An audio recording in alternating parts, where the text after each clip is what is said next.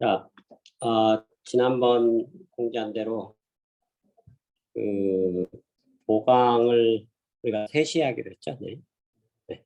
3시인가요? 3시 반. 3시. 예. 3시에 하기로 했으니까 뭐 시간이 안 맞는 사람은 녹화된 강의를 바로 올릴 테니까 바로 보도록 하고, 뭐 시간이 맞는 사람은 내일 잠깐만, 조교 내일 여기 예약돼 있는 3시. 예.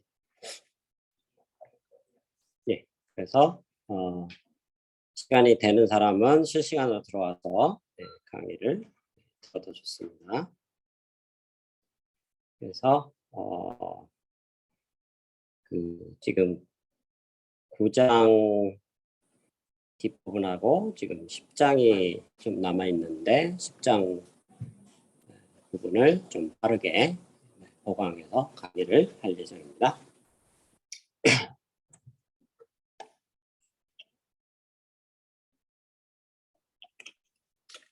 자, 오늘 이제 지난 시간에 우리가 뭘 했냐면 컨티뉴어스한 채널, 즉 대표적인 게 가우시안 노이즈를 갖는 채널이죠.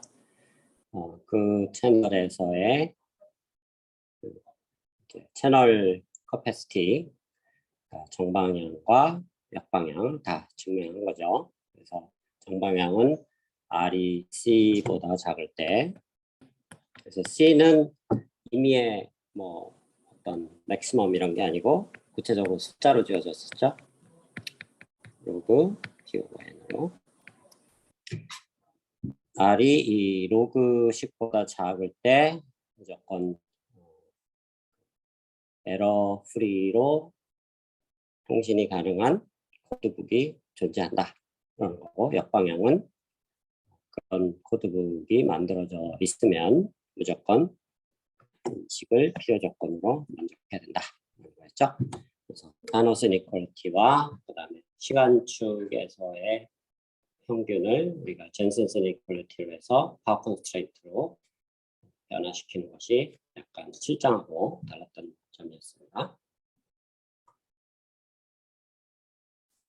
자, 오늘은 이제 지금까지 배운 컨티뉴어스 채널에 관한 내용을 조금 더 확장하는 케이스가 되겠고요. 여러 개의 원투원 커뮤니케이션 채널들이 있을 때 그것들을 이제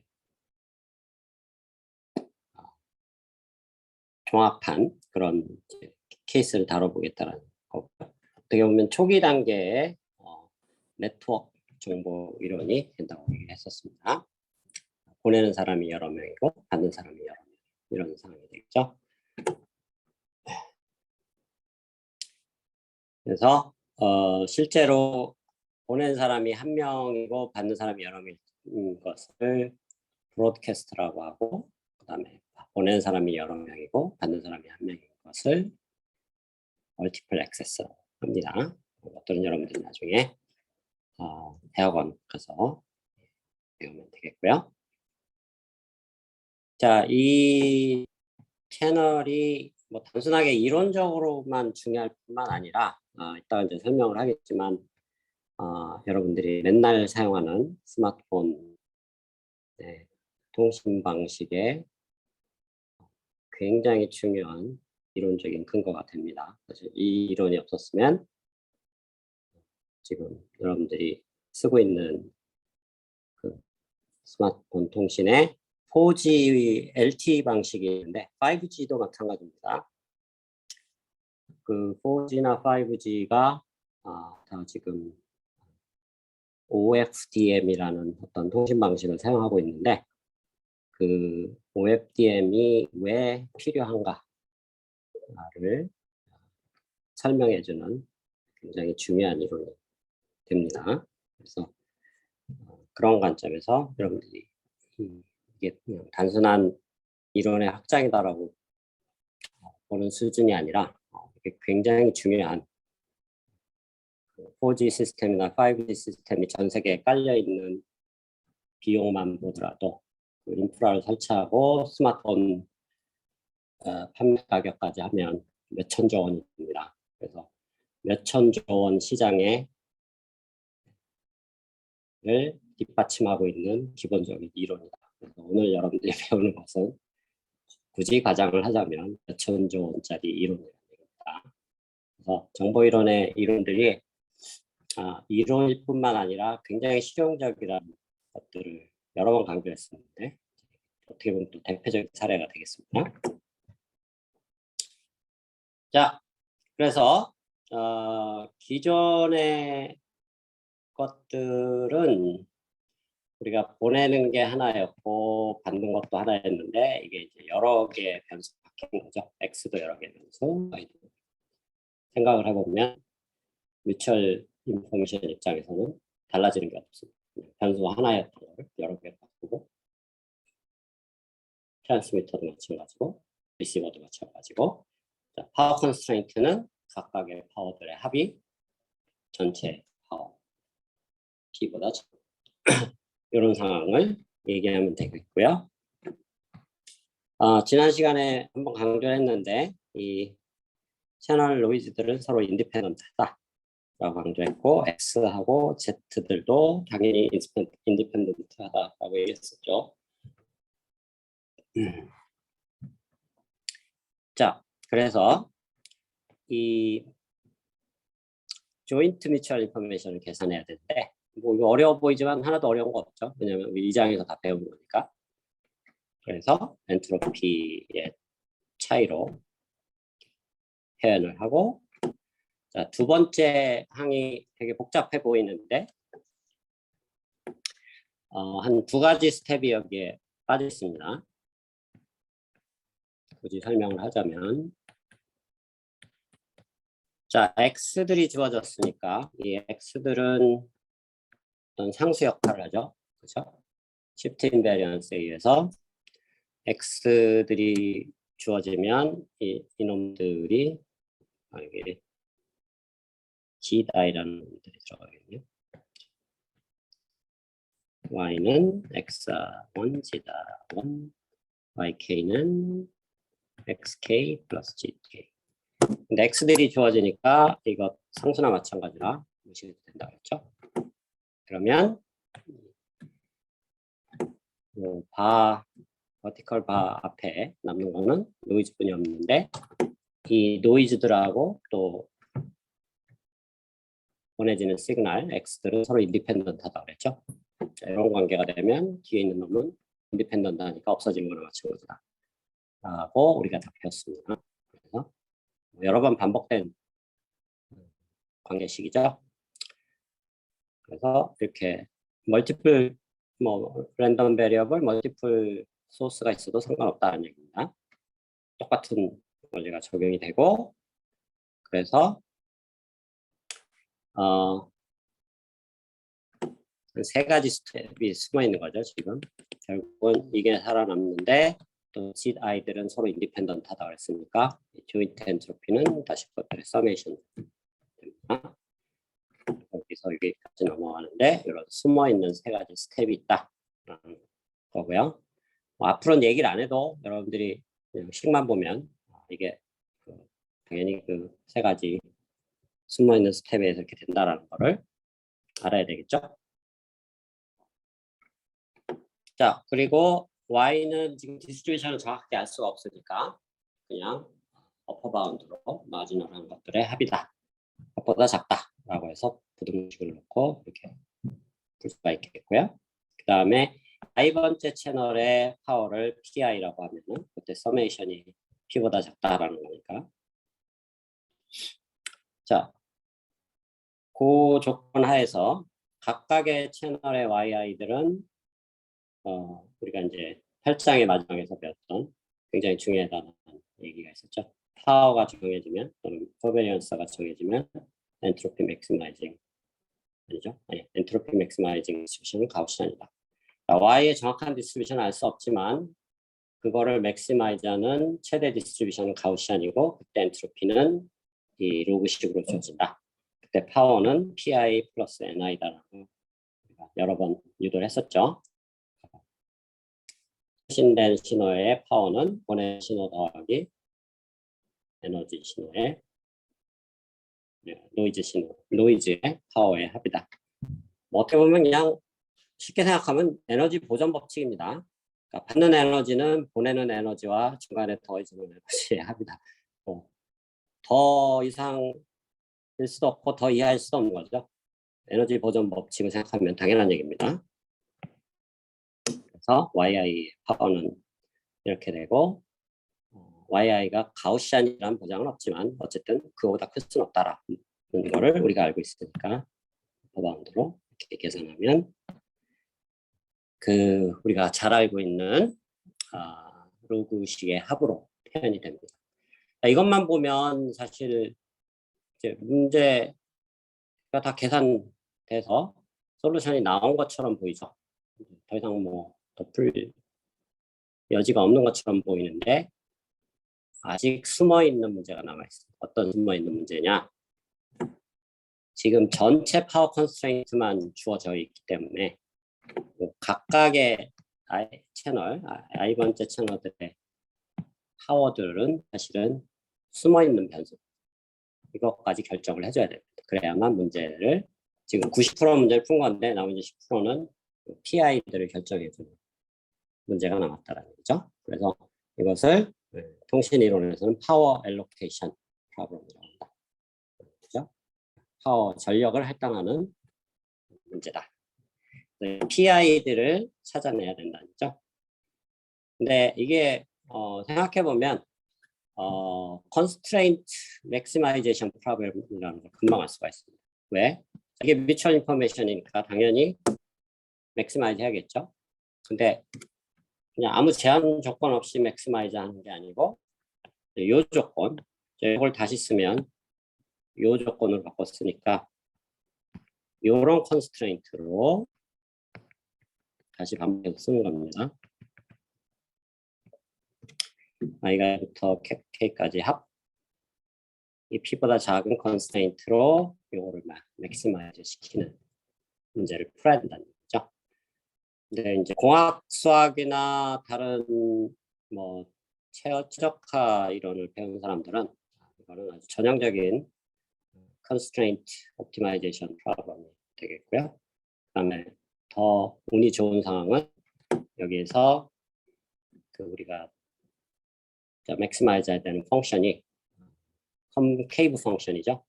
콘케이브나 컨벡스나 어쨌든 큰 틀에서 보면 컨벡스와 관련이 있는 함수들이니까 자, 이런 케이스들은 컨벡스 옵티마이제이션 문제로 귀결이 되고 컨벡스 옵티마이제이션에 관련된 대학원 과목도 있고 또 관련된 이론들도 굉장히 많이 나와 있습니다. 그리고 지난번에도 한번 언급했지만 컨벡스 문제가 되면 굿뉴스가 엄청난 굿뉴스가 있다 그랬죠.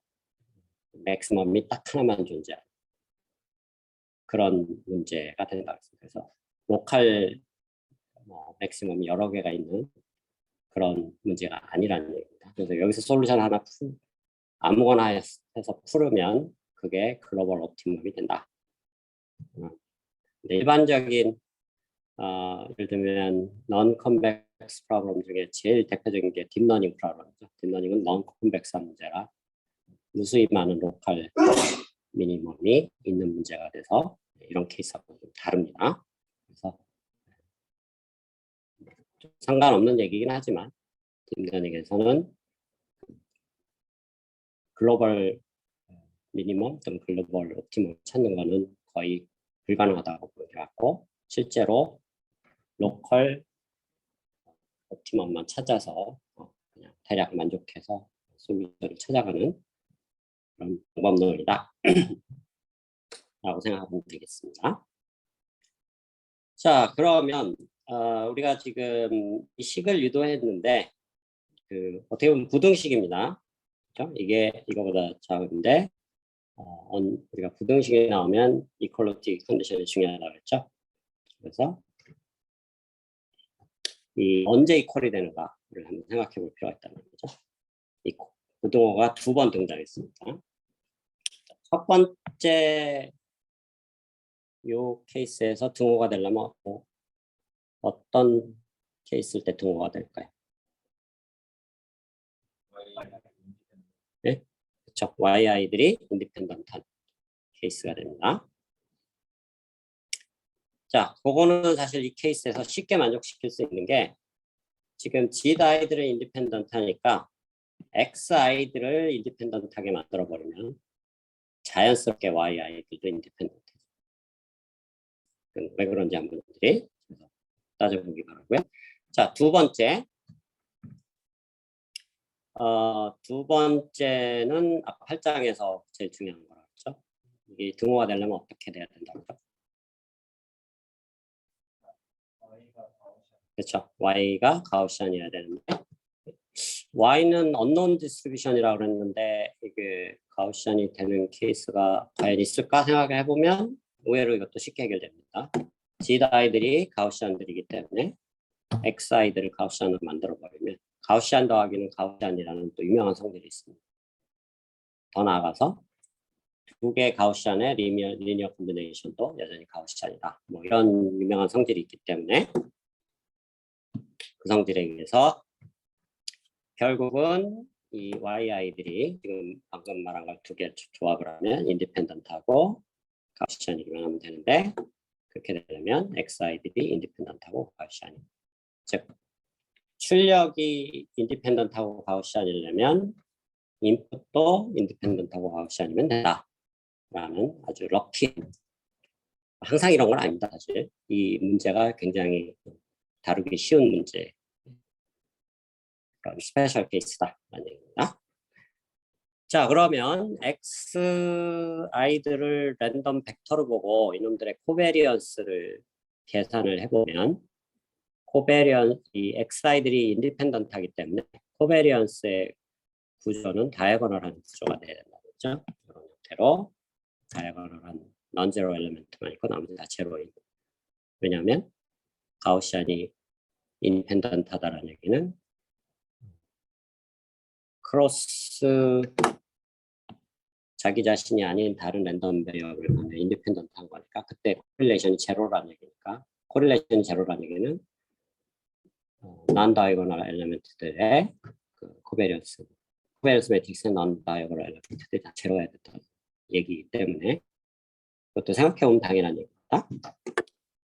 자, 그래서 코베리언스에 있는 이 다이아고널 엘리멘트들이 우연히도 또는 운 좋게도 다 우리가 풀려는 변수 pi들이 된다는 거죠. 그래서 이 다이아고널 엘리멘트들만 구하면 되는데 이게 이제 여러분들 공학 수학에서도 배웠지만 이런 문제를 푸는 굉장히 쉬운 방법이 있죠. 원래 오리지널 오브젝티브 펑션에다가 컨스트레인트의 상수배를 더해서 사실은 이제 풀어주면 된다. 정확하게 얘기하면 잠깐만요.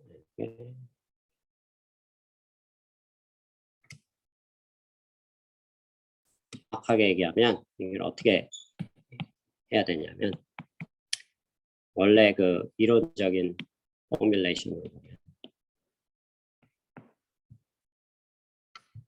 이렇게 쓰는 게 더 사실 정확합니다. 람다는 여기서 양수해야 되고 이 부분은 자연스럽게 음수가 되겠죠. 음수 또는 0. 왜냐면 pi들이 p보다는 작아야 되니까. 그래서 요 마이너스 람다 이건 상수라서 대세 지장 없어서 무시하면 되고 마이너스 람다를 람다로 생각한다 그러면 여기서 람다가 음수라고 보면 됩니다. 어차피 다 같은 얘기지만 원래 컨벡스 옵티마이제이션 이론에서 이 라그란지 멀티플라이어라고 부르는 이 람다는 양수입니다. 사실은 그래서 앞에 마이너스가 붙었던 거고요. 자, 그럼 뭐 이론적인 얘기고 뭐 이론을 모르는 사람들은 그냥 이렇게 놓고 일단 PI가 우리가 풀려고 하는 변수니까 PI에 대해서 미분을 취해버리면 되죠. 그래서 이 로그가 로그 베이스 2인 걸 무시하고 그냥 내추럴 로그라고 생각하면, 그러면 이 부분을 PI에 대해서 미분하면 당연히 이렇게 나와야겠고요. 그렇죠? 그 다음에 이 서메이션에서 PI에 대해서 미분하면 특정 PI에 대해서만 1이 되고 나머지는 다 제로인. 그래서 람다만 살아남는 이런 꼴이 되고, 이걸 PI에 대해 정리해 보면 PI는 마이너스 2 람다분의 1 빼기 뭐 NI 이런 형태가 됩니다. 요거를 뉴라고 놓고, 자, 아까 뭐라 그랬었냐면 람다가 음수가 된다 그랬죠. 마이너스가 붙으니까 뉴는 양수가 된다. 자, 그리고 여기서 사실은 숨어있는 컨스트레인트들이 있는데, 숨어있는 컨스트레인트들이 뭐냐면 요 PI들도 다 양수해야 된다라는 컨디션이 있습니다.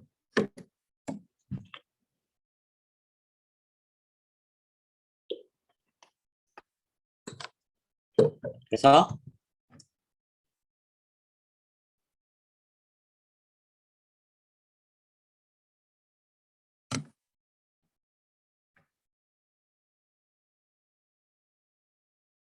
네.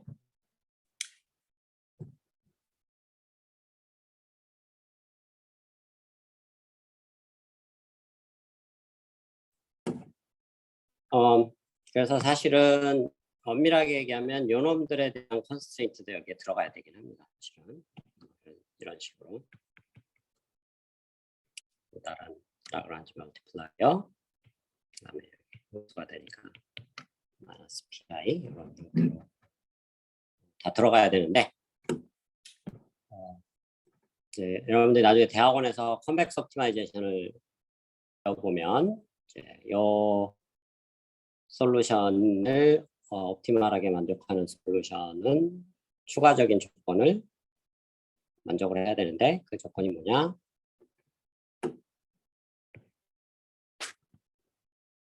이 라그란지 멀티플라이어가 곱해진 텀들이 이런 컨디션이 있습니다. 이런 거를 그 컨벡스 옵티마이제이션 이론에서 KKT 컨디션이라고 하고요. 이걸 이 이론을 만든 3명의 수학자들 이름 붙여서 카로시, 그 다음에 2명 인도 사람이고 3명 다 인도 사람 같기도 한데요. 어쨌든 마지막은 인도 사람 같지는 않습니다. 타커라는 사람이니까 인도 사람 2명, 그다음에 서양 사람 1명 해서 KKT 컨디션이라는 걸로 부르고, 네, 이런 컨디션. 자, 이게 뭘 의미하냐면 라그란지 멀티플라이어가 0이 되거나 아니면 파워 컨스트레인트가 0이 되거나. 근데 우리가 지금 정보 전달하려면 파워 컨스트레인트가 그러니까 각각의 파워들이 0이 된다는 건 말이 안 되죠. 아무것도 안 보내는 거니까. 그래서 이거는 여전히 양수고, 요 놈은 strictly positive 해야 되고, 반대가 돼야 되네. 람다 i들이 0이 되고, 그다음에 pi들은 이제 네거티브 아니죠. pi들이 포지티브인 요 컨디션이 만족이 돼야 된다. 그러니까 요 KKT 컨디션, 바로 요 성질 때문에 pi가 양수다라는 게 사실은 KKT 컨디션에서 나온 겁니다. 그리고 KKT가 아니더라도 당연한 얘기죠. 왜냐하면 파워가 항상 양수여야지 파워가 음수가 된다는 게 말이 안 됩니다. 그러니까 물리학의 법칙을 위반하는 거니까 에너지는 또는 파워는 음수가 될 수 없는 게 당연한 사실이니까.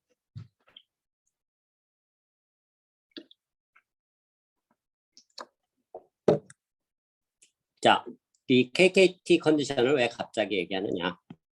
여기서 이 지금 나이브하게 미분을 해서 고등학교 수학식으로 단순하게 미분해서 솔루션을 구하면 다 끝나는 줄 알았는데, PI는 뭐 여기 솔루션입니다, 사실은.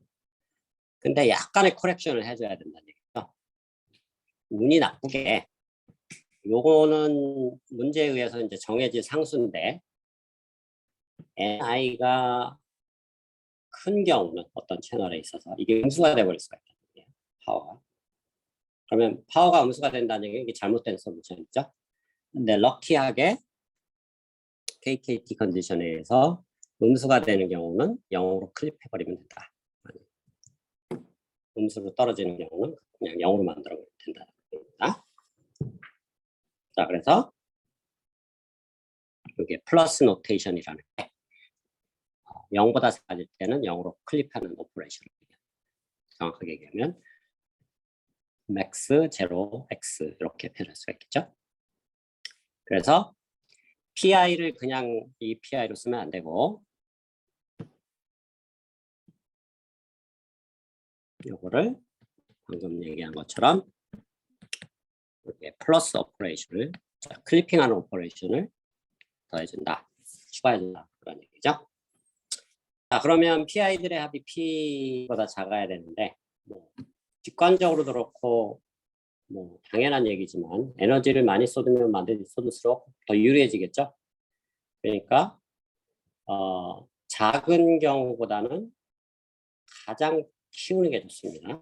가장 키우는 케이스가 이 케이스죠. 어퍼 바운드가 P로 주어져 있으니까. 그래서 약간 직관적인 부분이긴 하지만 이렇게 우리가 컨스트레인트를 쓸 수가 있고 어떻게 보면 직관적으로 그렇고 실제로 또 한번 뉴메리컬하게 계산해 보면 당연한 얘기입니다.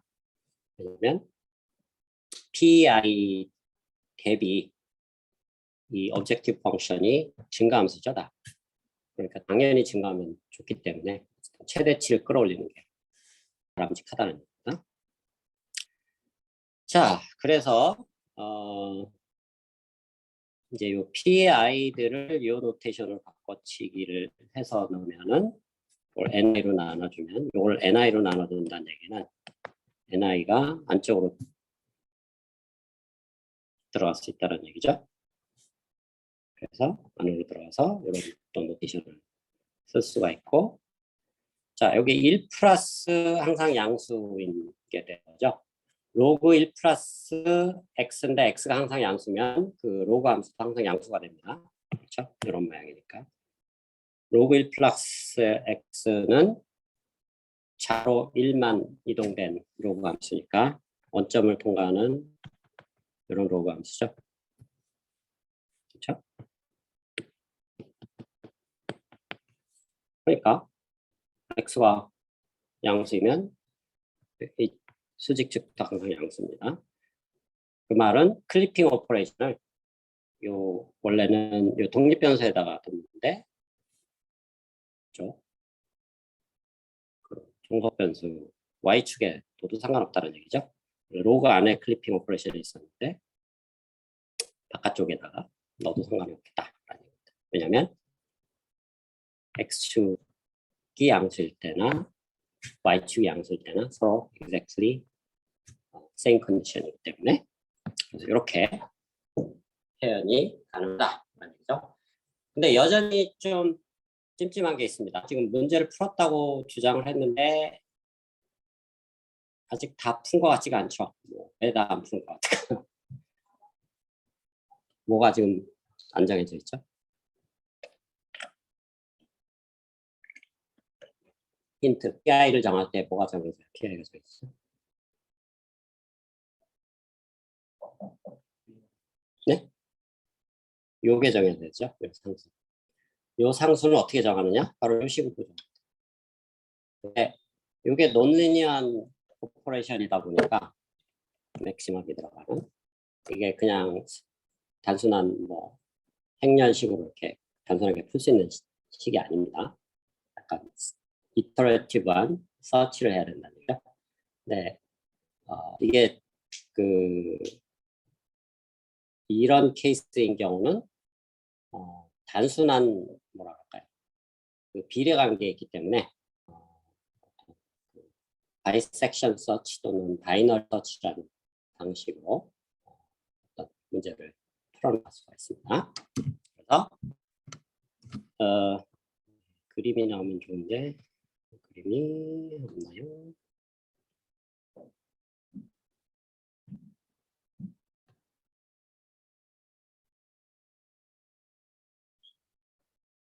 그래서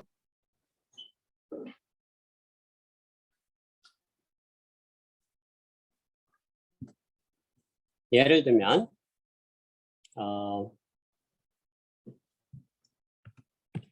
3채널만 있는 경우만 볼까요? N1이 이 높이고 N2가 이 높이고 N3가 잠깐만요. 이 높이다. 그러면 지금 PI가 new-ni라고 했죠. 그게 클리핑을 한다고 했습니다. 그러면 new가 갖는 기하적인 의미는 뭐냐면 가를 바꿔서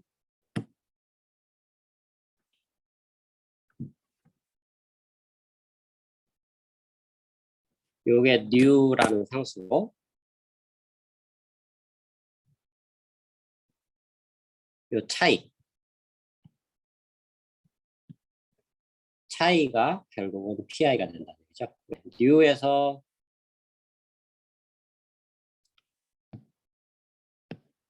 N1, N2, N3를 뺀 게 P1, P2, P3니까 그쵸?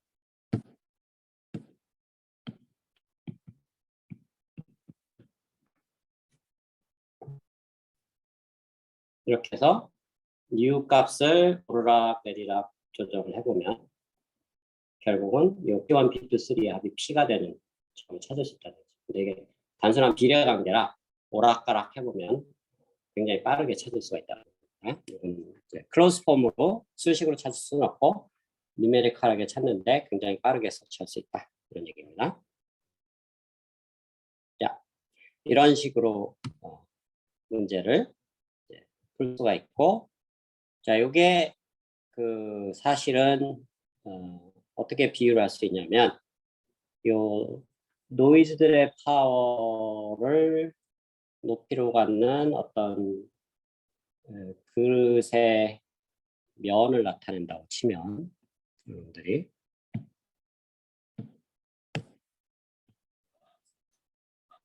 이런 그릇이 있다고 치면은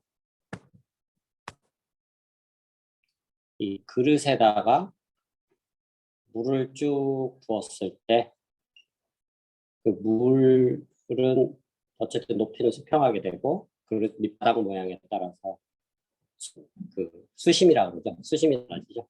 각 위치가 결국은 채널의 인덱스를 얘기하고 각 위치별 수심이 그 채널의 할당된 파워라는 거예요. 그래서 이제 이런 솔루션을 워터 필링이라고 합니다. 그릇에다가 물을 갖다 부는 거. 동일한 그런 솔루션이 되고 나중에 다시 한번 언급하겠지만 이게 여러분들이 스마트폰에서 맨날 쓰고 있는 4G LTE 시스템의 핵심 개념. 여러 프리퀀시들을 하나의 채널로 쓰고 채널을 독립적으로 다루면서 각각 다른 파워를 적용하면 이놈이 그 전송 양이 데이터 전송량이 최대화된다 라는 게 바로 우리가 방금 증명 이론으로 보인 사실이 되겠죠.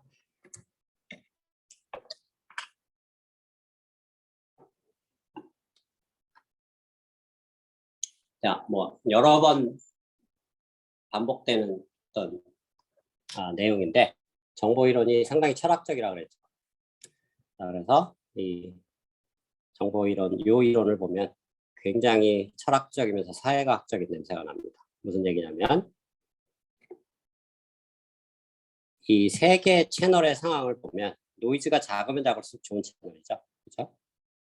자, 이게 가장 좋은 채널이고 그다음 나쁜 채널이고 그러니까 여기 제일 나쁜 채널. 그렇죠? 근데 거기에 할당되는 이 우리가 에너지나 파워를 그 통신이론에서 제일 중요하게 다루는 그 자원이라고 그랬죠. 자원 분배 입장에서는 굉장히 경제학적인 냄새가 납니다. 그래서 자원 분배 입장에서는 가장 좋은 놈한테 가장 많이 집었고 가장 나쁜 놈한테 가장 적게 자원을 분배한다. 그래서 기본적인 정책은 부익부 빈익분 정책 한마디로. 그래서 좀 굉장히 듣기 거북한 소리일 수도 있는데 어쨌든 이건 수학이니까 부익부 빈익빈 정책이 결국은 전체 그 사회 전체 뭐라 그럴까요? 그 웨스 부를 최대화시킨다라는 것과 조금 맞물려 있습니다. 그래서 굉장히 이 워터필링 이론은 사실은 자본주의적 정책이다. 그렇죠? 그래서 정보 이론을 볼 때 이 전체적인 소셜 웰스를 맥시마이즈하는 것은 물론 로가리즘믹한 어떤 그로스를 갖는다고 친다 그러면 여기서 이제 가우시안 채널에서 로가리즘믹한 그로스를 갖는다고 우리가 증명을 했으니까 그런다 그러면 자본주의적인 전략이 가장 좋다라는 얘기입니다. 그러니까 1차적으로는 얘기를 할 수 있고 이런 얘기를 하면은 이제 사회학 하는 사람들이 아주 싫어하겠죠. 근데 이게 문제가 안 되는 이유는 우리가 어떤 오브젝티브 펑션을 쓰느냐에 따라서 솔루션이 완전히 바뀐다는 거예요. 우리가 오브젝티브 펑션을 여기서 뭘 쓰냐면 그냥 summation of 뭐랄까 리턴들을 다 더해버린 거죠. 균등하게 다 더해버린. 그래서 단순하게 그냥 equal weight로 모든 사람들의 그런 productivity 이런 것들을 다 더해버리면 당연히 자본주의적인 정책이 유리해질 수밖에 없어요. 근데 오브젝트 펑션은 우리 마음대로 정할 수 있는 거기 때문에 이렇게 안 정해도 됩니다. 사실은 예를 들면 이제 통신이론에서 페어니스라고 하는데 불이익을 받는 이제 통신자들이 있을 겁니다. 예를 들면 이 상황에서 처음 몇 개는 이동통신을 예를 들면 기지국에 아주 가까운 사람들 이죠. 그러면 환경이 아주 좋은 사람들이고 아까 얘기하는 채널을 아주 많이 갖고 있고 부자인 사람들. 그래서 이런 상황에서는 이 사람들한테 파워가 더 많이 주어지게 되고 이 사람들만 더 많은 가치를 향유하게 되죠. 결코 바람직한 정책은 아니죠.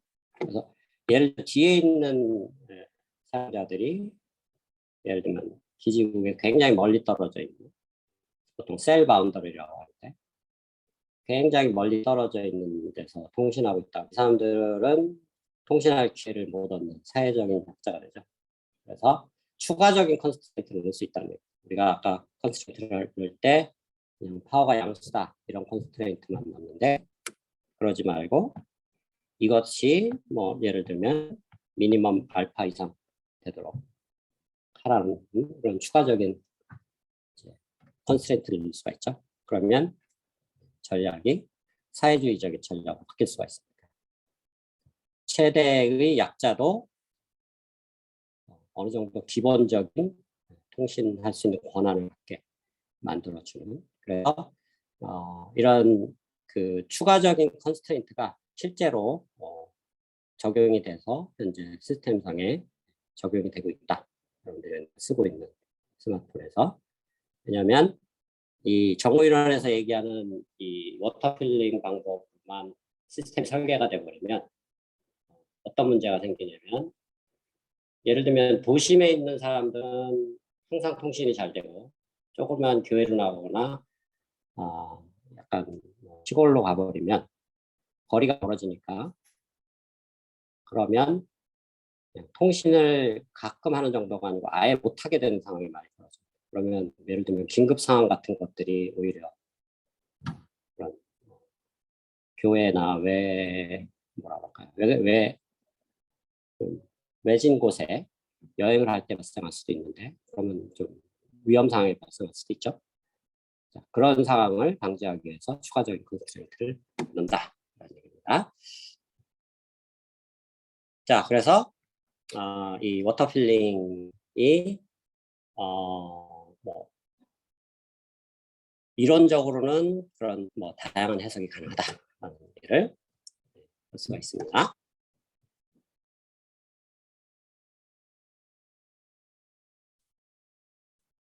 자, 그 다음에 이제 방금 배운 것을 지금 보면 여러 개 채널들이 물리적인 위치로 좀 분리되어 있는 그런 상황을 얘기합니다. 방금 전에 배운 게 무슨 얘기냐면 K 명의 아니죠. K 2K명이 있는 거죠. 2K명이 2명씩 해서 K 페어를 만들어서 짝을 K개를 만들어서 서로 어느 정도 거리를 띄워서 서로 대화를 나누면 대화가 된다는 겁니다. 이제 공간적으로 분리를 시켜놓은 거죠. 어떻게 보면 여기 잠재적인 가정은. 근데 이 가정을 좀 재미나게 해석을 할 수가 있습니다. 지금 무슨 얘기냐면 이 수직축을 공간이라는 뭐 예를 들면 X라고 그럴까요? X는 다른 변수랑 헷갈리니까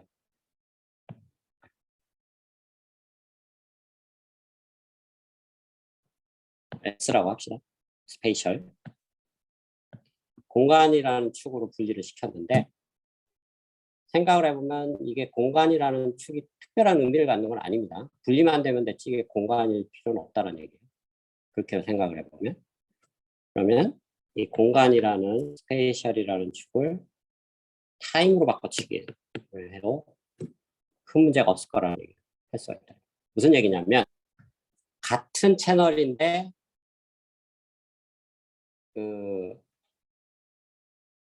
예를 들면 현재 1초 때 한 번 통신하고 그 다음에 2초 때 한 번 통신하고 3초 때 한 번 통신하고 4초 때 한 번 통신하는 디스크리트 타임으로 볼 때 그럴 때 시간축으로 분리를 해놔도 사실은 동일한 얘기를 할 수 있다는 거죠. 그렇죠?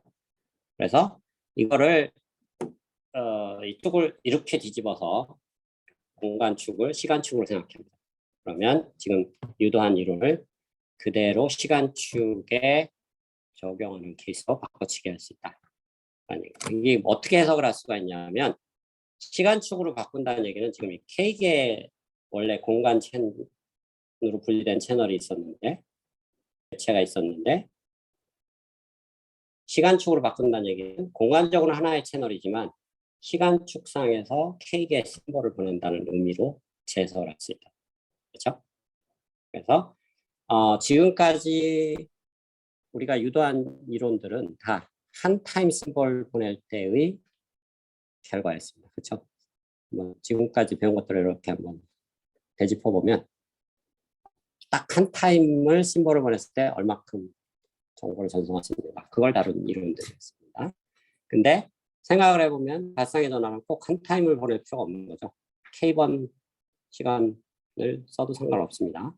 자, 그 상황을 지금 유도한 이론 그대로 적용해서 다시 한번 유도할 수 있겠다. 그 얘기가 그 얘기고요. 근데 이 공간축에서 시간축으로 바뀌면서 우리가 이제 추가적으로 뭘 할 수가 있냐면 사실은 시간축으로 바뀌면서 각각의 타임 인스턴트들에 대한 채널들이 독립적이라 그러면 이전하고 동일한 이론을 하나도 바뀌는 게 없습니다. 다시 유도할 이유조차 없어지는 거예요. 그냥 그대로 갖다 쓰면 되는 상황인데 이제 하나 좀 더 일반화 시켜보자는 얘기죠. 아까는 공간적으로 노이즈들이 서로 인디펜던트하다고 그랬는데 시간 축상에서는 노이즈가 서로 디펜던트할 수도 있어요. 같은 채널이기 때문에. 그래서 시간 축상에서는 노이즈가 디펜던트하게 하려면 결국 K개의 심볼들의 코베리언스가 아이덴티티가 아닌 즉 다이어널 매트릭스가 아닌 형태로 일반을 시킬 수 있다.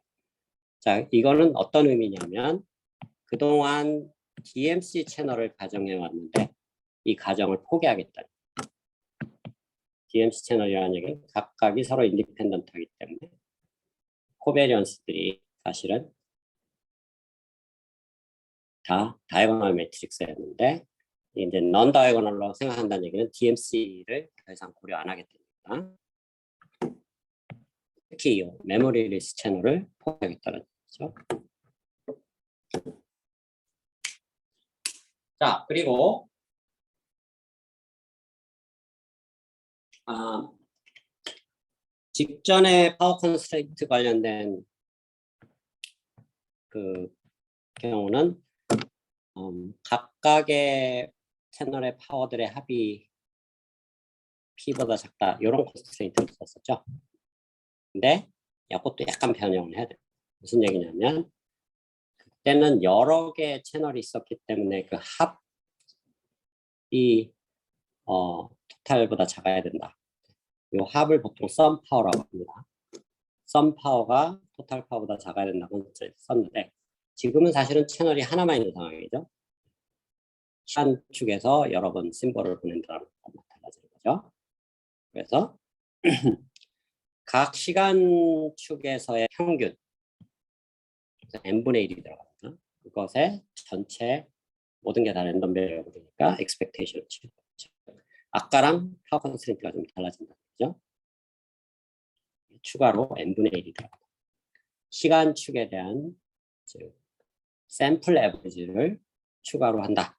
그런 의미로 n분의 1이 더 들어가서 결국은 아까는 이 n분의 1이 없었는데 n분의 1이 추가된 형태로 파워 컨스트레인트가 만들어졌다.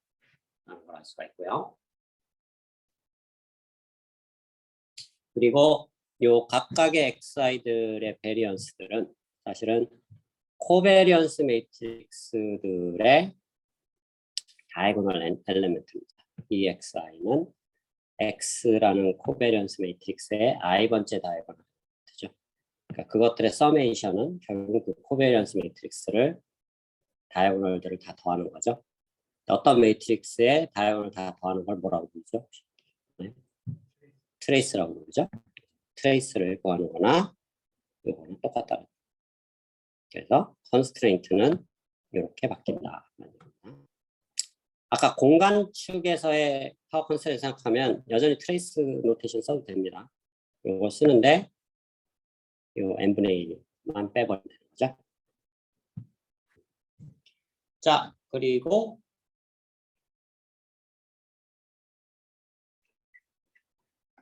이 문제가 이제 훨씬 복잡해진 겁니다. 왜냐하면 아까는 굉장히 쉽게 풀 수 있었던 게 단순한 로가리즘들의 서메이션으로 될 수 있었는데 지금은 그렇게 될 수 있었던 이유들은 각 노이즈들이 서로 인디펜던트해서 완전히 독립적으로 놀기 때문에 따로따로 계산해서 더해주기만 하면 됐는데 이제 독립적으로 놀지를 않는다는 얘기입니다. 그래서 따로 계산해서 더하면 안 된다는 얘기입니다. 직관적으로. 그래서 문제가 좀 복잡해집니다. 그래서 이 복잡한 문제를 어떻게 풀어야 될까? 조금 사용대수적인 복잡한 이론이 도움이 돼야겠지만 풀 수는 있습니다.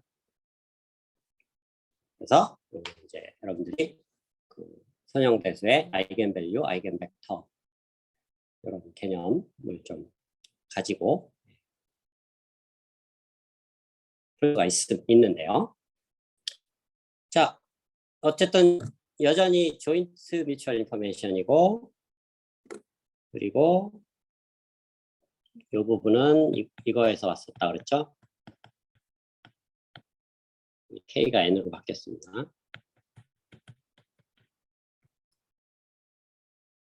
네, 여기서도 여전히 이게 G들의 조인트 엔트로피로 바뀔 수 있는 이유는 YI들이 XI 더하기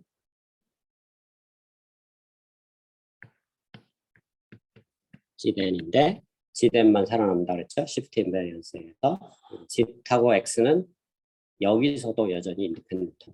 이거는 어디서나 항상 만족되는 가정이고 합리적인 가정이죠. 왜냐하면 보내는 정보하고 매체에서 발생하는 노이즈는 따로 노이즈밖에 없기 때문에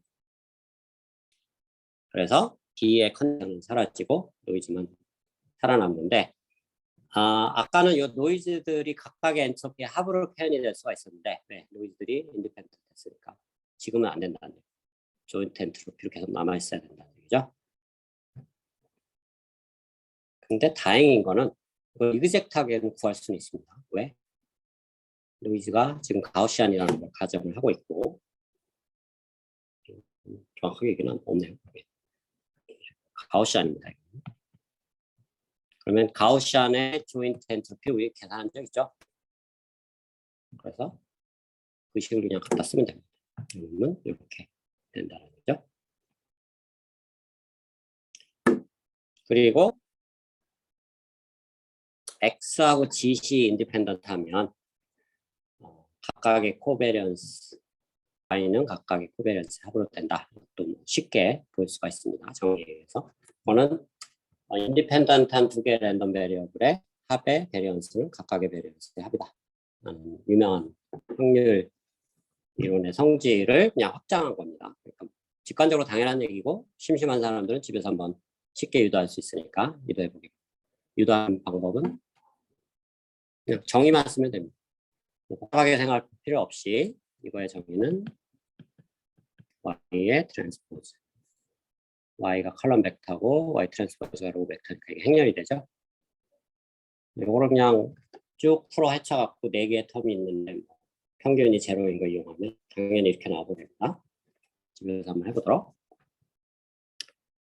자, 아까 공간적인 분리된 채널하고 거의 비슷한데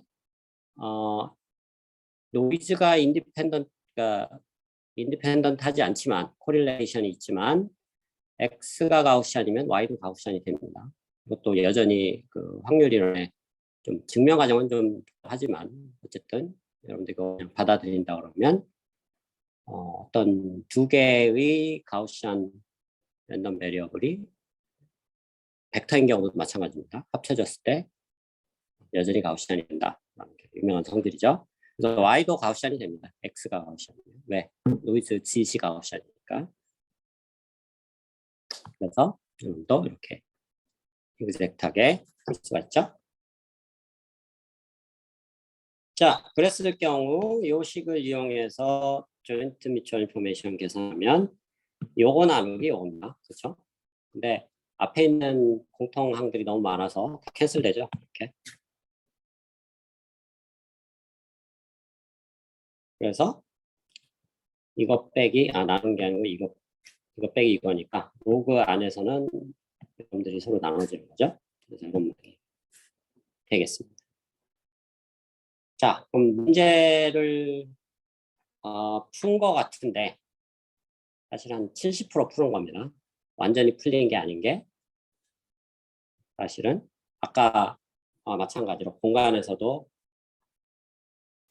문제를 다 푸는 것 같지만 안 풀었다는 얘기는 PI들이 안 정해진 거죠. PI가 안 정해졌다는 얘기는 좀 더 일반화시켜서 해석을 하면 이 코베리언스 매트릭스 KX가 안 정해졌다는 거죠. 그렇죠? 이 경우는 뭐 happen to be 다이아고널이고 각각이 다 아이덴티티는 아닙니다. 그렇다고 다이아고널이고 각각 다이아고널가 다르습니다. KX가 안 정해진 상황입니다. 그러니까 여기서도 똑같은 상황이 벌어지겠죠. 아까 그 파워 엘로케이션 프로그램이 더 일반화돼요. 단순하게 PI만 정의하는 게 아니고 그거보다 훨씬 복잡한, 즉 아까는 PI는 KX의 다이아고널만 정하는 거였는데 이제는 non 다이아고널 텀들도 다 구해야 되는 거죠. KX가 X들이 다 인디펜던트 해야 될 이유가 없기 때문에, 왜냐면 GC, 노이즈들이 인디펜던트 하지 않기 때문에 X도 사실은 그걸 역이용하려면 오히려 인디펜던트 안 하고 디펜던트하게 만드는 게 유리합니다. 그래서 이 문제를 맥시마이즈 해야 되는데 재미난 사실은 노이즈는 항상 매체에 의해서 주어진다고 했죠. 그 말은 이 분자 분모는 주어진 상수나 마찬가지. 그러니까 K짓은 특히 분모는 그런데 KX가 unknown variable이라는 거죠.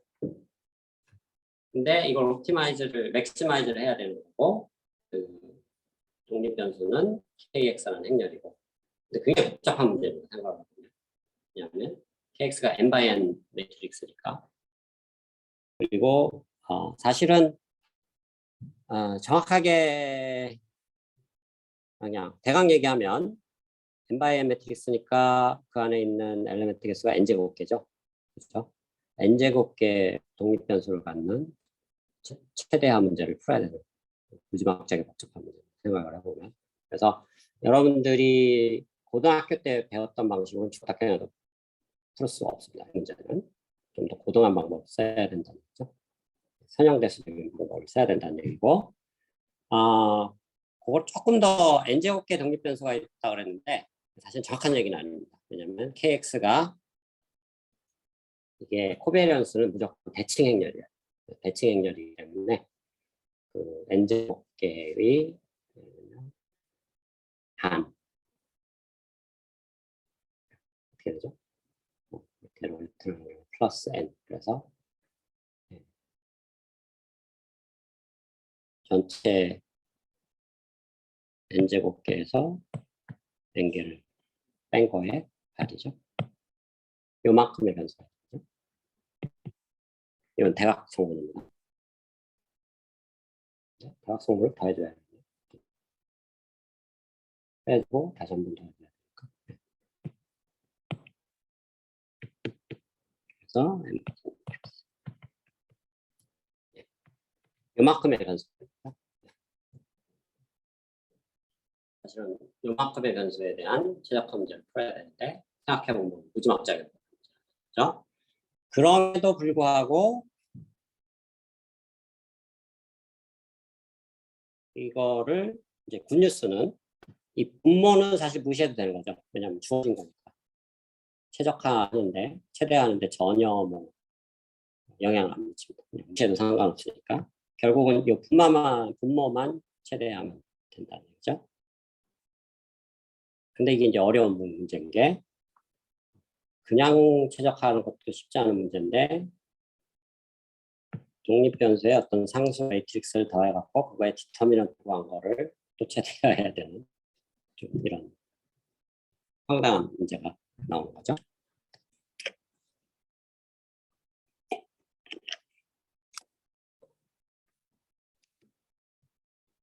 자, 그래서 여기서 쓰는 트릭은 KG도 시메트릭한 대칭 행렬이기 때문에 이거는 여러분들 선형대수 이론을 한번 뒤져보기 바랍니다.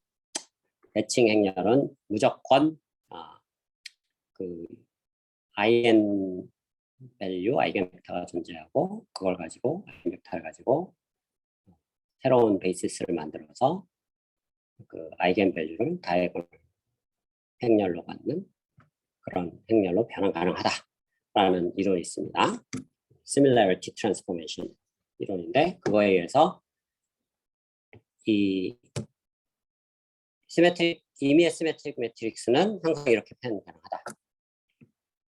가운데 있는 놈은 아이겐 밸류들의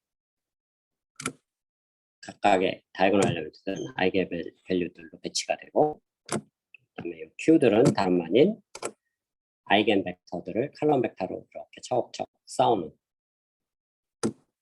벡터가 되고 또 추가적인 이론은 뭐 이건 TMI긴 한데 이 Q가 이탈리 또는 오소고널 매트릭스가 되다라는 것까지도 알려져 있습니다. 근데 그건 여기서 중요한 사실이 아니니까 봐도 되고 어쨌든 이런 모양이 된다라는 거죠. 사실 이게 거기서 온 거네요. 이게 원래는 Q 인버스여야 되는데 유니터리이기 때문에 Q 트랜스포즈로 바꿀 수도 있다는 거죠. 자, 이런 이론이 있고 선형대수를 좀 자세하게 배운 사람들은 다 아는 내용이고 잘 모르는 사람들은 꼭 한번 복습을 바랍니다. 대학원에서 꼭 필요한 내용이니까. 자, 그래서 아까 분자만 최대화시키면 된다 그랬죠? 앞에 이 로그가 있으니까 로그는 증가함수니까 로그 디터미넌트를 최대하나 그냥 그 안에 있는 디터미넌트만 최대하나 똑같은 문제입니다. 그렇죠?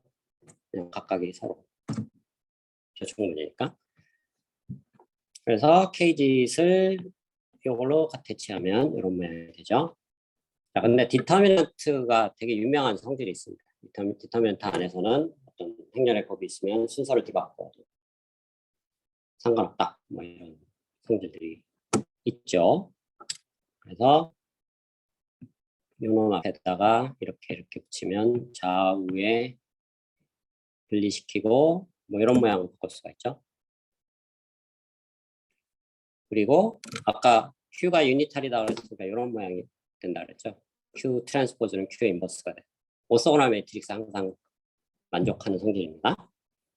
그래서 이거하고 이거하고 순서를 제일 뒤에 있는 놈은 제일 앞으로 보면 상관없는 성질이죠.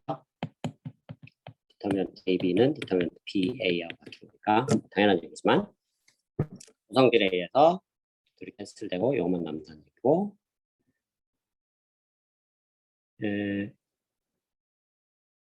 그래서 이 놈을 임시로 A라는 매트릭스로 대체를 해보자는 거죠. 변수 치환하는 겁니다. 그냥 변수가 여기서는 행렬이죠. A라는 행렬로 변수 치환을 하는데 A라는 놈이 굉장히 재미난 성질을 갖는다는 얘기죠. 동일한 파워 컨스트레인트를 만족한다는 무슨 얘기냐면 파워 컨스트레인트를 만족한다는 얘기는 결국 트레이스 값을 계산했을 때 어떤 의미의 매트릭스를 그게 n 곱하기 p보다 작아야 된다라는 게 파워 컨스트레인트죠. 결국은. 그러니까 원래 오리지널 매트릭스 KX나 이거를 A로 대체하면 똑같다는 재미난 성질이. 왜 그러냐면 트레이스도 디터미넌트나 마찬가지로 이게 교환 법칙이 성립을 합니다. 행렬 안에 있는 행렬들은 순서를 막 바꿔도 상관없다는 거죠. 그래서 이놈을 이 앞으로 보내버리면 서로 캔슬돼서 아이덴티티 되고 이것만 남으니까 동일한 파워 컨스트레인트가 된다는 거죠. 자, 이게 뭘 얘기하려는 거냐면 문제가 이렇게 치환이 됐는데 자, KGC 주어졌다는 얘기는 Q하고 람다가 주어졌다는 얘기예요. 그러니까 이 람다가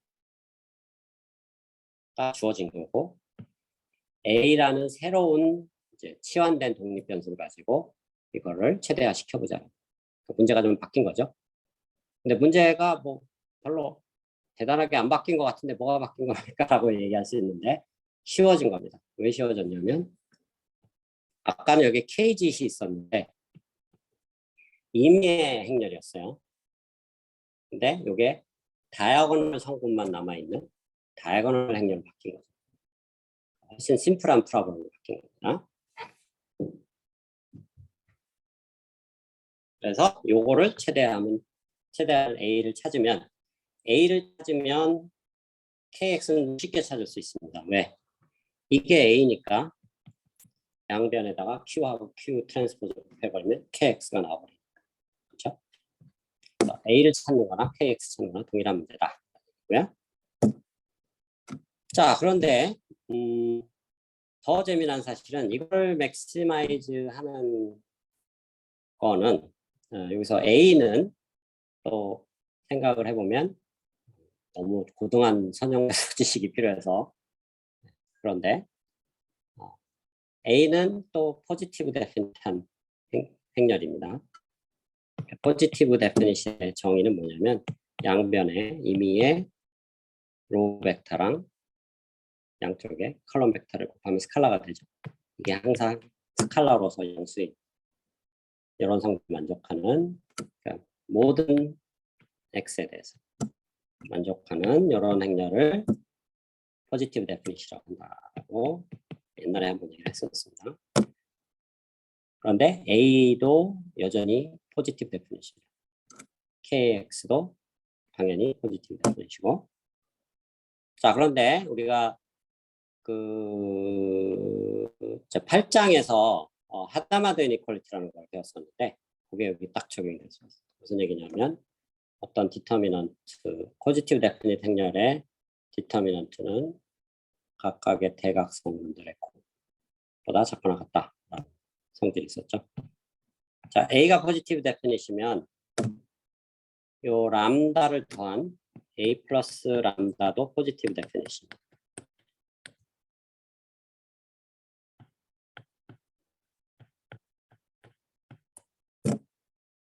이유는 뭐 아까 정의를 체크해보면 동일합니다. 그리고 이 람다에 들어가는 이건 또 고등한 선형대수 지식인데 어떤 대칭 행렬 시메트릭 매트릭스가 있었죠. KGC라는 놈이. 그거의 라이겐밸류는 그 KX, KG도 포지티브 데피니션인데 보통 노테이션을 이렇게 쓴다 그랬죠. 포지티브 데피니션 경우는 고등한 선형 대수 이론에 의하면 이놈의 아이겐밸류들은 다 양수여야 된다. 유명한 성질이 있습니다. 그 말은 여기 다이아고널 엘리먼트들이 다 양수라는 거예요. x를 양쪽에다 더하면 곱해보면 항상 양수가 되는 걸 볼 수 있어요.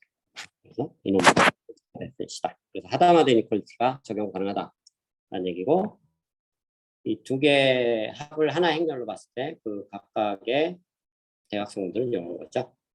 그것보다 작거나 같다라는 얘기를 할 수가 있다라는 얘기죠. 자, 근데 아주 재미나게도 이거를 이제 그때 이퀄리티가 만족을 하려면, 그러려면 우리가 이제 하다마드 이니퀄리티 경우에 이퀄리티가 만족하는 성질은 결국은 조인트 엔트로피가 이 마지널 엔트로피의 합보다 작거나 같다 그 성질에 섰으니까, 조인트 엔트로피가 마지널 엔트로피의 합이 같으려면 그 랜덤 베리어블들이 다 인디펜던트 할 수밖에 없죠. 그 말은 요 포지티브 데피니션 놈의 원래 의미는 코베리언스 매트릭스니까 코베리언스 매트릭스들이 다 그 다이아고널이어야 된다. 네. 인디펜던트 하니까 코스 텀들은 다 제로여야 되니까. 그래서 이 람다는 원래 다이아고널이고, 그러니까 A만 다이아고널이면 된다죠. 그래서 A가 다이아고널일 때 이게 최대해야 된다라는 걸 알 수가 있고, 이퀄이 된다는 얘기입니다. 자, 이게 엄청난 굿뉴스라는 얘기죠. 왜 그러냐면 아까 이 A를 구하는데 A의 변수의 개수가 이만큼이었죠. 이만큼의 변수를 가지고 우리가 문제를 풀었어야 되는데 문제가 단순하진 거예요. 이 많은 변수들을 풀 필요 없이 n개만 풀면 돼요. A가 다이아고널일 때 최대해야 되니까 최대해야 되는 케이스에 대해서만 우리가 문제를 풀면 되기 때문에, 그렇죠? 왜냐하면 우리의 목적은 이 뮤추얼 인포메이션의 맥시멈의 맥시멈이 최대해야 되는 거를 원하는 거니까, 그렇죠?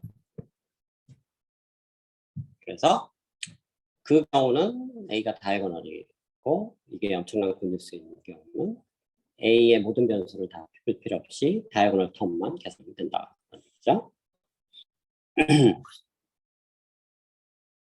자, 그래서 이 다이아고널 텀들을 다 더하는 게 이런 파워 컨스트레인트를 만족을 해야 된다라는 거죠.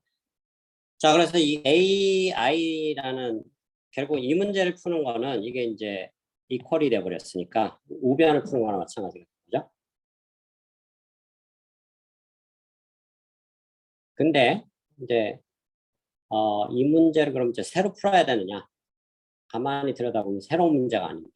바로 직전에 배웠던 공간축으로 나눴던 그 가우시안 채널들, 멀티플 채널들의 최대화 문제하고, 이게 사실은 달라 보이지만 동일한 문제입니다. 왜 동일한 문제인가 볼까요? 이 문제가 어디서 왔냐면 여기서 왔죠. 이 2번식에서 우리가 의도적으로 분모는 무시했고, 그렇죠? 로그가 있는 것도 무시해버렸죠. 증가함수니까. 근데 원래 로그가 있었던 거니까 다시 로그를 한번 다시 끼워보면, 양변에 5번식의 로그를 끼워보면 이제 이퀄이 된 겁니다. A가 다이아고널 하다고 가정을 하면 로그 곱하기니까 서메이션 로그가 되죠.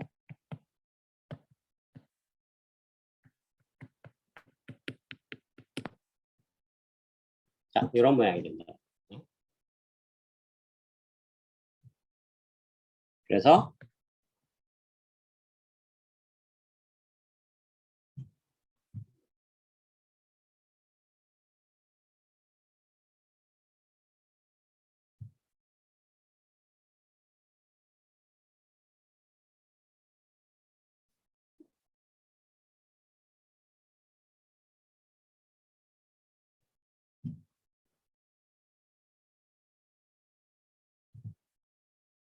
자, 여기서 람다 아이들을 끄집어내 버리면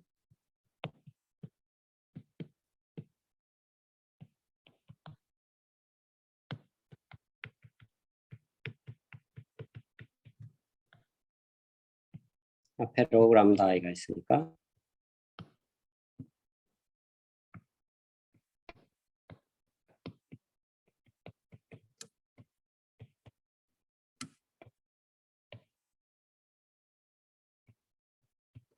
근데 굿뉴스는 람다 i들은 KG에서 온 거고 노이즈는 이미 주어진 거라고 했죠. 뭔지는 모르지만 람다 i는 주어진 상수입니다. 대세에 아무 지장 없는 놈들. 그렇죠? 이놈들은 무시해도 된다는 얘기고.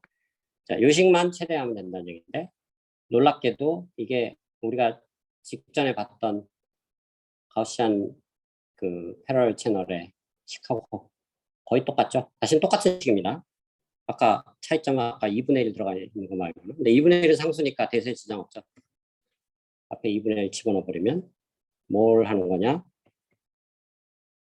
AII는 PI하고 같은 거고 람다 I는 아까의 NI하고 같은 거죠. 그렇죠? 그러면 아까랑 똑같은 솔루션을 그냥 그대로 가져와서 쓰면 된다는 얘기예요. 새로 풀 필요 없이. 그래서 AII들은 PI나 같은 거니까 PI의 솔루션이 이거였죠. U-NI인데 NI가 람다 I나 동일하고. 그렇죠? 그리고 이 PI들의 합은 MP가 돼야 된다고 그랬으니까 이 콘스트레이트 만들게. 그렇죠? 그래서 이제 솔루션이 구해진 겁니다. 그래서 N은 이 두 번 마지막 시계에서 정해지고 다시 돌아가서 AI가 정해지면 A는 다이아고널이니까 A 전체가 정해진 거고 A가 정해지면 다시 요 식에서 A는 Q 트랜스포즈 KX Q니까 여기서 KX를 다시 구할 수 있죠. 양변에다가 Q하고 Q 트랜스포즈 붙여버리면 KX는 이렇게 되죠.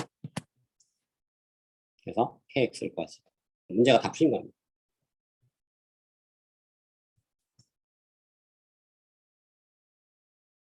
자, 그래서 이 경우에 이제 채널 커패시티, 맥시멈 채널 커패시티는 여기서 하나 조심해야 될 거는 채널을 n번 심볼을 보낸 케이스에서의 정보량. 근데 우리가 보통 채널 커패시티 다룰 때는 단위 심볼당 채널 커패시티를 다루죠. 이걸 나중에 다시 n으로 나눠줘야 됩니다. 어쨌든 그거를 염두에 두고 약 유도됐던 시기고 그 다음에 KG의 디터미넌트는 또 이것 그동안 선형대수 지식인데 어떤 행렬의 디터미넌트는 아이겐밸류들의 곱과 같다라는 뭐 유명한 성질이 있습니다. 그 성질에서 이렇게 나오는 거고요. 그 다음에 요 안에 있는 식은 그 A 플러스 이게 람다와 같다고 우리가 이미 유도를 했었죠. 라지 람다. 네, A 플러스 라지 람다의 또 디터미넌트는 각각의 아이겐밸류들의 합과 같다. 그러니까 곱과 같다. 똑같은 정리를 적용하면 근데 요 두 행렬의 합의 아이겐밸류는 각각의 아이겐밸류들의 합이라는 걸 쉽게 볼 수 있으니까 성리에 의해서 놈의 아이겐밸류는 이거고 놈의 아이겐밸류는 이거니까 AII 왜냐하면 A는 다이아고널이기 때문에 아이겐밸류 자체를 구할 필요조차 없습니다. 그렇죠? 사실 다 구할 필요가 없네요. 이놈도 다이아고널, 이놈도 다이아고널이니까 다이아고널의 디터미넌트는 그냥 다이아고널 쭉 다 곱해버리면 되는 거죠. 그래서 뭐 그런 성질 따질 필요도 없습니다. 그래서 이렇게 나오게 되고 정리되면 뭐 이런 식이고 로그 프로덕트 서메이션 로그고 아까하고 동일하게 클리핑한 오퍼레이션을 로그 안쪽에 넣어도 되고 바깥쪽에 되겠다 이런 얘기죠. 그래서 요거를 밖에 n으로 다시 나눠주면 그러면 한 심볼당 보낼 수 있는 어떻게 보면 그 DMC 채널이 아닌 채널이 코릴레이션이 있는 노이즈들이 그런 채널에서의 캐패시티까지도 구할 수 있게 된다. 라는 얘기가 되겠습니다. 자,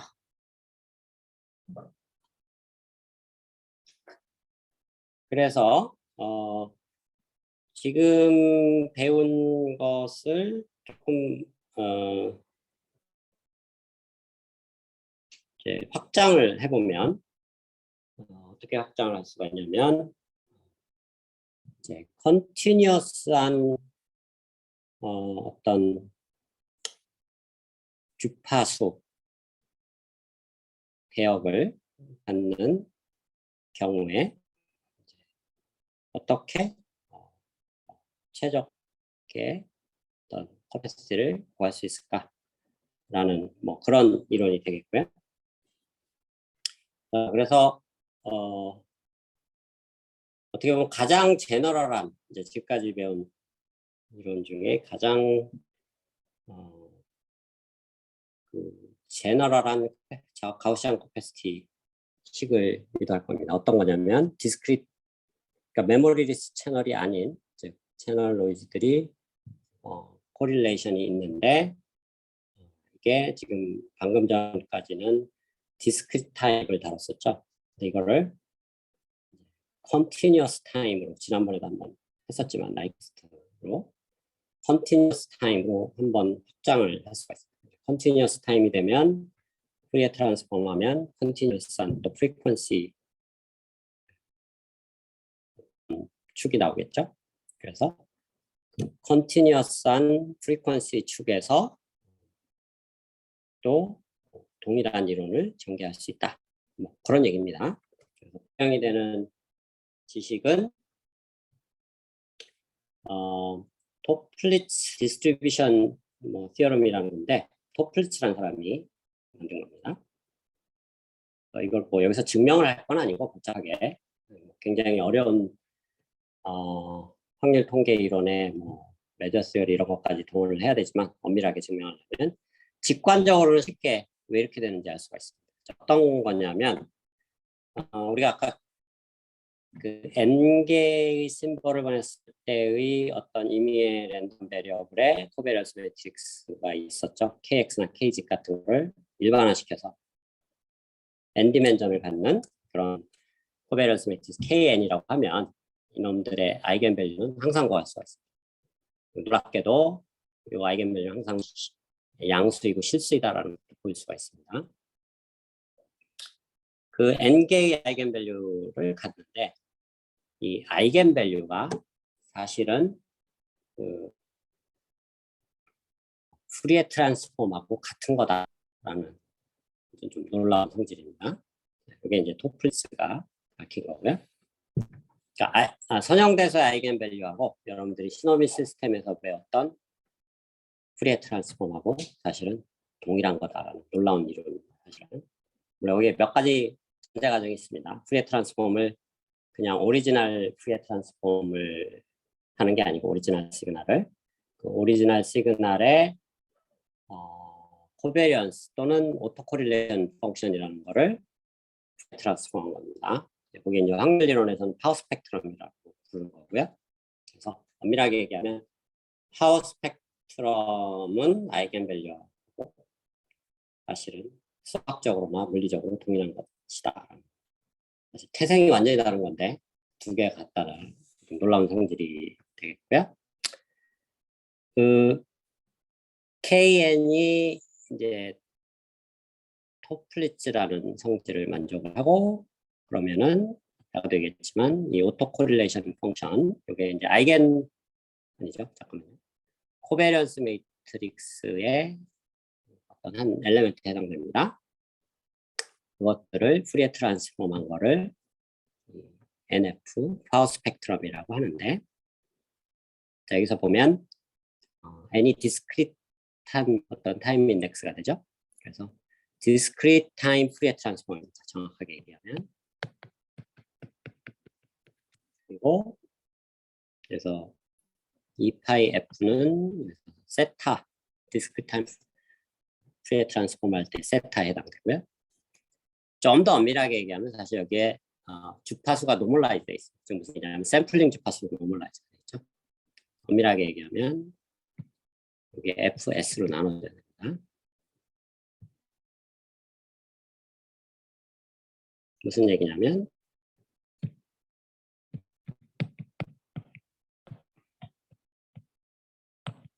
샘플링 주파수는 원래 대역폭보다 2배라고 그랬죠. 그래서 요 놈을 노멀라이즈드 프리퀀시라고 하는데 F'이라고 그러면 사실 이게 F'입니다. F'은 당연히 마이너스 2분의 1에서 2분의 1 사이에 있게 되죠. 왜냐하면 샘플링 주파수의 반이 최대 주파수니까. 자, 그래서 어떤 임의의 함수 g가 있을 때 그것을 이렇게 파샬 썸을 하면 n분의 1을 해서 평균을 구하는 거랑 마찬가지죠. 그러면 이 람다를 파워 스펙트럼 NF 푸리에 트랜스폼으로 바꿔치기 한 거, 그 다음에 노멀라이즈 프리퀀시를 마이너스 2분의 1에서 2분의 1까지 적분한 거가 동일하다. 그러니까 적분식으로 표현을 하지만 사실은 람다의 역할이 NF의 역할을 한다는 직관적인 해석을 할 수가 있죠. 그래서 아이겐밸류는 푸리에 트랜스폼 파워 스펙트럼과 같다. 자, 이런 얘기를 할 수가 있습니다.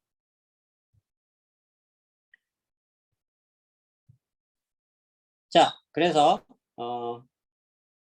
요 시간관계상 뭐 증명은 여러분들이 한번 읽어보기 바라고요. 어쨌든 그 공한 내용이니까 사실은 저이론에서 다룰 필요는 없는 내용입니다. 결과만 우리가 가지고 와서 아까 우리가 유도했던 식을 보면 n번 심볼을 가지고 우리가 채널을 활용한 커패시티가 되죠. 그러니까 단위 심볼당 커패시티로 하려면 아까 식에서 n분의 1을 하면 된다고 그랬죠. 이 식이 되겠습니다. 이 식을 n분의 1 한 거죠. 자, 무슨 얘기냐면 채널이 시간축에서 디펜던트한 코릴레이션이 있는 그런 상황, 그런 거를 컬러드 노이즈라고 합니다. 그러니까 어떤 빛도 보면 모든 색깔 요소들이 동일하게 들어 있으면 백색광으로 보이죠. 그런 거를 화이트 노이즈라고 하고, 그러니까 파워 스펙트럼이 플랫한 상수인 거를 화이트 노이즈라고 하고, 노이즈가 주파수 도메인에서 오락가락 하면은 어떤 성분이 더 많다는 얘기는 컬러를 갖는다는 얘기니까 컬러드 노이즈라고 합니다. 광학에 앱되어서 얘기를 하는 거고요. 자, 이게 이제 아까 방금 전에 결과만 가져다 쓰기로 한 토플리츠 티어럼에 의하면 람다라는 아이겐밸류는 파워 스펙트럼을 대신한다 그랬죠. 또는 파워 스펙트럼이 람다를 대신한다 그랬어요. 근데 무슨 얘기냐면 n이 무한대로 갈 때, 즉 시간축에서 굉장히 잘게 쪼개서 무한번 시간축을 사용하는 경우, 그런 경우를 얘기합니다. 샘플링을 해서 락스 샘플링을 하는 게 어떻게 보면 최대 샘플링 주파수죠. 그 단위로 해서 무한번 샘플링을 했을 때의 평균 채널 캐패시티는 아까 이론에 의하면 이게 평균 같은 거죠. 이게 인테그랄로 대체된다 그랬죠.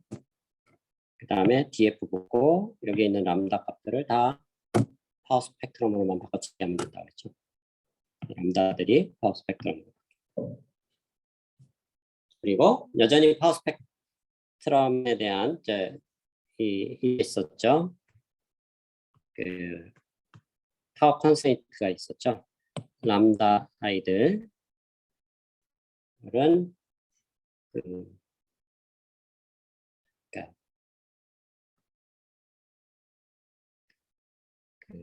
AI 아이들이 파워를 만족한다라는 게 있었죠. AI 아이들은 이런 거였죠. U 마이너스 람다 A 플러스 P가 되는 건데 이거 n을 무한대로 보내면 이 부분을 적분으로 바치기가 쓰다는 거죠. 그리고 ni가 nf로 바뀌고 이게 P가 되는 거죠. 파워 컨스트레인트가 아까 서메이션이었던 게 적분으로 바뀌는 거죠.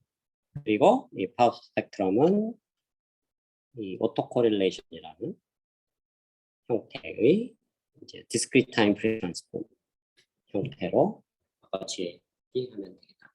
그래서 엄밀하게 얘기하면 나이퀴스트 샘플링을 밴드 리미티드 채널을 가정합니다.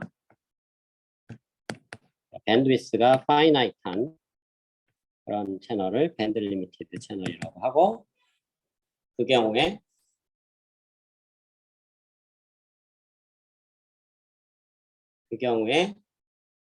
뭐를 디스크리트 타임 프레 트랜스폼을 하면 코릴레이션이라는 놈을, 이러면 어떻게 정의가 되냐면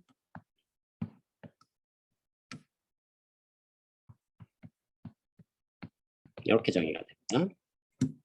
이렇게 정의가 되는데, 이게 사실 코베리언스 매트릭스하고 동일한 거라는 얘기죠.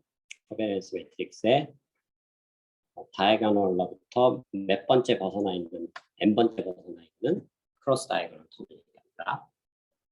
그거를 푸리에 트랜스폼한 것이 파워 스펙트럼의 정의인데, 그렇게 하면은 마치 주파수 축에서 이런 걸 한다는 얘기는 아까 우리가 스페이셜 도메인에서 워터 필링을 하는 동일한 효과를 낸다는 얘기입니다. 그래서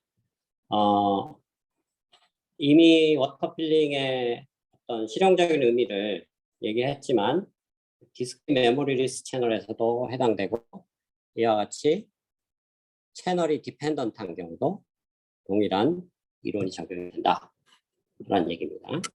그래서 이거를 뭐 unnormalized 형태로 바꿔치기 하면은 변수 치환을 하면 되죠. 동일한 식이 이렇게 바뀌고, 여기 아까도 얘기했듯이 주파수가 컨티뉴어스함, 그리고 타임 축은 디스크리트하지만 좀 애매합니다. 타임 축은 컨티뉴어스하다고 봐도 되고 디스크리트하다고 봐도 됩니다. 왜냐하면 사실 컨티뉴어스한 거라고 보는 게 맞는 게, 타임 축도 컨티뉴어스한데 밴드 리미트 돼 있으니까 디스크리트한 경우나 마찬가지라고 그랬죠. 라이키스 샘플링 theorem에서. 그래서 continuous time with colored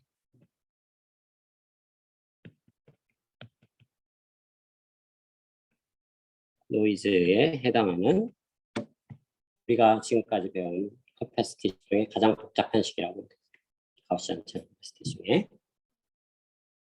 그래서 continuous time으로 확장한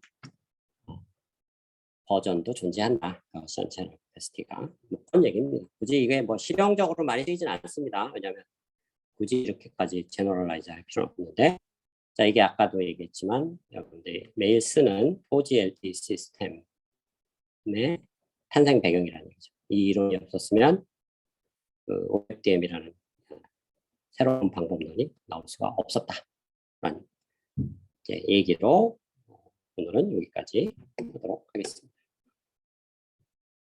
자, 그래서 얘기한 내일 또 3시에 시간이 되는 사람은 보강 참석하고, 아니면 동영상을 보고 화요일 날 시험을 실시하도록 하겠습니다.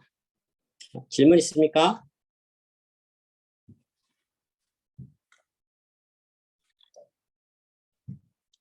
없으면 오늘은 여기까지 하겠습니다.